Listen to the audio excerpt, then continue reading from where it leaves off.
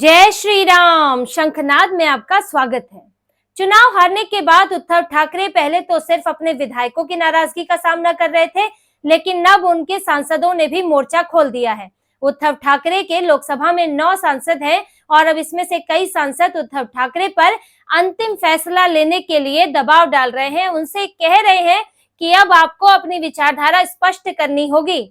सांसदों के सामने अभी वक्फ बोर्ड का बड़ा सवाल है, क्योंकि वक्फ बोर्ड संशोधन बिल बजट सत्र में आने वाला है और इसीलिए सांसदों की परेशानी भी बड़ी हुई है कि उन्हें अब कोई फैसला लेना होगा। संशोधन बिल पर समर्थन करना होगा या उसका विरोध करना होगा। विरोध में या तो आप वोट डालें या वॉकआउट करें, दोनों एक ही बात है। लेकिन अब फैसला लेने का समय आ गया है, क्योंकि मुश्किल से 2 महीने का समय भी नहीं है। इस बार ही ये फैसला लेना पड़ता, लेकिन वो टल गया। जेपीसी का कार्यकाल बढ़ गया, क्योंकि इंडिया अलायंस वालों ने जेपीसी की मीटिंग में सपोर्ट नहीं किया, मीटिंग से भागते रहे, तो कार्यकाल बढ़ गया। लेकिन अब ये जो समय है बीच का, उसमें उद्धव ठाकरे को अपनी विचारधारा स्पष्ट करनी होगी और उनके सांसदों का कहना है कि अब फिर से वो स्थिति नहीं बननी चाहिए, वो शर्मनाक स्थिति कि हम उससे वॉकआउट कर जाएं या उसका विरोध करें, क्योंकि जो तुष्टीकरण की ये बीच बीच की विचारधारा है, जो तुष्टीकरण यानी कि इस्लामीकरण की विचारधारा है, उसके कारण उद्धव ठाकरे को, यूबीटी को, उनके विधायकों और सांसदों को जो नुकसान हुआ है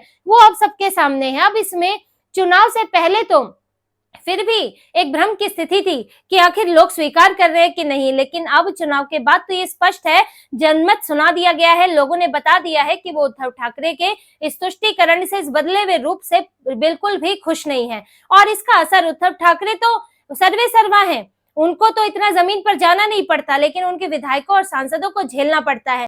अब करीब करीब 7 सांसद हैं 9 में से, जिन्होंने ये कह दिया है कि संशोधन बिल पर आपको सपोर्ट करना होगा। हम अब ऐसा रास्ता नहीं अपना सकते जिससे कि दोनों तरफ से हमें गालियां सुननी पड़े, क्योंकि पिछली बार हिंदुओं ने भी गुस्सा जताया कि उद्धव ठाकरे वॉकआउट कर गए, उनसे सवाल हुए और मुसलमान भी मातोश्री के बाहर प्रदर्शन करने आ गए कि हमारा खुलकर सपोर्ट क्यों नहीं किया, क्योंकि मुसलमान तो थोड़े बहुत से खुश नहीं होते हैं, उनको तो पूरा समर्थन चाहिए, स्पष्ट समर्थन चाहिए। और उद्धव ठाकरे अगर इस बार वही स्पष्ट समर्थन देते हैं तो उनके विधायक अपनी विधानसभा में नहीं घुस पाएंगे, सांसदों को अपने लोकसभा क्षेत्र जाने में शर्म आएगी और इसलिए वो चाहते हैं कि अब उद्धव ठाकरे फैसला लें कि वो किस विचारधारा पर हैं, क्योंकि अब भी जिस तरह का व्यवहार है पार्टी का, उसमें वही कंफ्यूजन नजर आ रही है। उद्धव ठाकरे इससे कांग्रेस के प्रभाव से बाहर ही नहीं निकल रहे हैं, जहां उनके विधायक अंबादास दानवे जैसे नेता, मिलिंद नार्वेकर जैसे नेता जो है वो कांग्रेस से दूरी बना रहे हैं, कांग्रेस पर सवाल उठा रहे हैं। अंबादास दानवे साफ साफ कह रहे हैं कि कांग्रेस की विचारधारा, इस अननेचुरल अलायंस के चलते, कांग्रेस के ओवर कॉन्फिडेंस के चलते हम लोग हारे। ये सूट बूट पहन के पहले ही तैयार थे, हमें सीटें नहीं दी, यहाँ विचारधारा में इतना टकराव था कि साथ में कार्यकर्ता काम नहीं कर पाए, ये बातें कह रहे हैं। विधायक मीटिंग्स में कह रहे हैं कि यहाँ अब अघाड़ी को छोड़कर उद्धव ठाकरे को, यूबीटी को अलग चुनाव लड़ना चाहिए, लेकिन वरना बचा खुचा कैडर वोट भी वो खत्म हो जाएगा। आप चाहे बीजेपी के पास ना जाएं, लेकिन कम से कम अकेले रहें और अपनी विचारधारा खुलकर दिखाएं। अब ये दबे छुपे तौर पर आधे हिंदुत्व आधे मुसलमान ये सब होकर ना चले।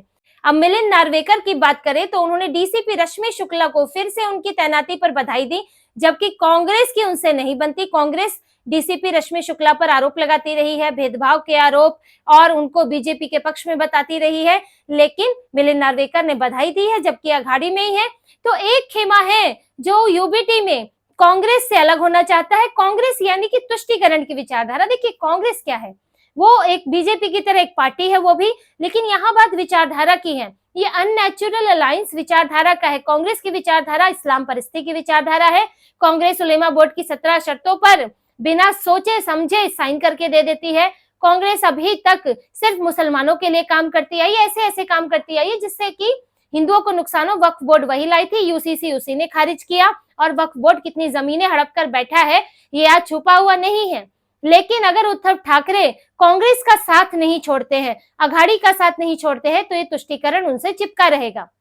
और वहीं अब वो फिर भी उसी तरह से व्यवहार कर रहे हैं कि एक तरफ प्रियंका चतुर्वेदी वक्फ बोर्ड पर जो 10 करोड़ का फंड वापस लिया गया है उसको अपना उसका श्रेय ले रही हैं कि ये फंड जो है, क्योंकि शिवसेना ने विरोध किया था, क्योंकि शिवसेना यूबीटी ने इसको मामले को उठाया था, इसलिए बीजेपी बैकफुट पर आई है। और पिछली बार भी उन्होंने वक्फ बोर्ड को लेकर कहा था कि तो हिपोक्रेसी है कि इसको 10 करोड़ का फंड जारी किया गया है। अभी जब संशोधन बिल आगे बढ़ गया तो उस पर भी भाजपा पर सवाल उठा रही है कि ये भाजपा ने आगे बढ़ाया है।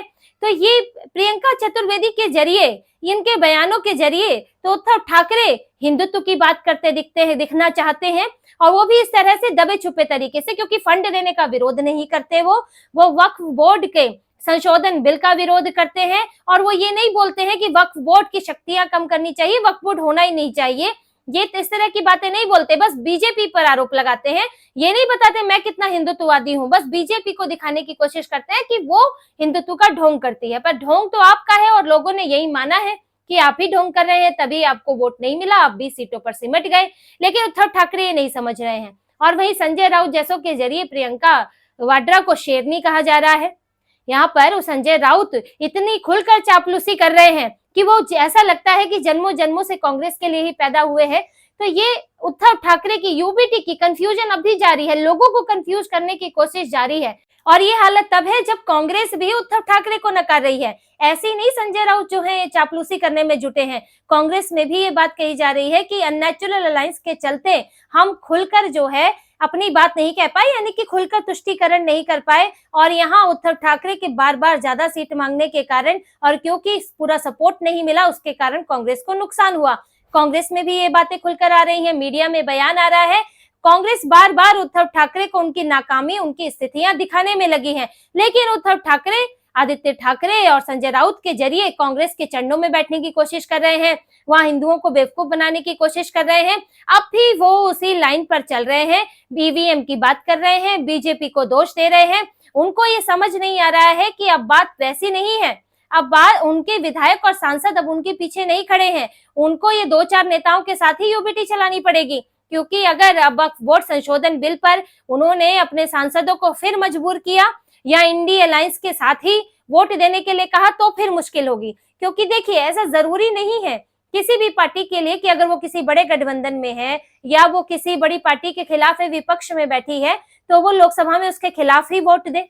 ये मुद्दा आधारित समर्थन और विरोध होता है। जैसे कि जगन मोहन रेड्डी है, वो भाजपा के साथ गठबंधन में चुनाव नहीं लड़ते हैं आंध्र प्रदेश में, लेकिन वो यहाँ मुद्दा आधारित समर्थन देते रहे हैं। अभी क्योंकि बीजेपी ने टीडीपी के साथ गठबंधन कर लिया है तो जगन मोहन रेड्डी का थोड़ा मूड बदलता हुआ दिख रहा है, लेकिन हमेशा वो राज्यसभा में सपोर्ट करते रहे। इसी तरह से बीआरएस भी सपोर्ट करती रही, केसीआर समर्थन करते रहे, क्योंकि तब तक बीजेपी ने तेलंगाना में अपने पैर नहीं पसारे थे। जब म्यूनिसिपल कॉर्पोरेशन का चुनाव हुआ, उन्हें लगा कि बीजेपी अब एक चुनौती बनकर उभर रही है, तो ऐसे में केसीआर फिर भाजपा का विरोध करने लगे। हालांकि अब कांग्रेस उनके लिए काल बनकर उभर रही है और वो बीजेपी के ही रास्ता खोज रहे हैं, उसका समर्थन ढूंढ रहे हैं।